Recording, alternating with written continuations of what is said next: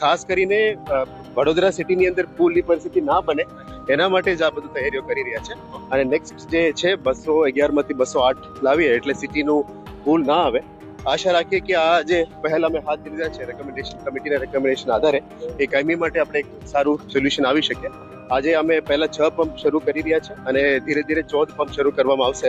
એટલે આવનારા દિવસોમાં 1 મહિનાની અંદર 3 ફૂટની આજુબાજુ ઓછું કરવાનો પ્રયત્ન કરીશું. 75 કેવીની મોટર છે અને 1200 મીટર ક્યુબિક મીટર પ્રતિ કલાક આ પાણી ખેંચતું હોય છે અને પાણી વહેતું હોય છે. આ કેપેસિટીનું ટોટલ કરીએ તો રોજનું 405 mld પાણી એટલે કે 14.33 મિલિયન ક્યુબિક ફીટ પાણી આપણે રોજ છોડી શકીશું.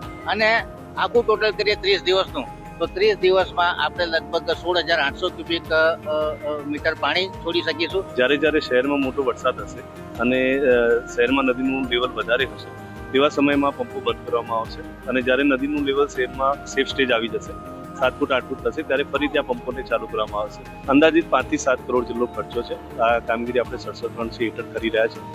છેલ્લા લગભગ 10 દિવસ જેટલા ઓછા સમયમાં આટલી મોટી સિસ્ટમને આપણે કાર્યરત કરી છે.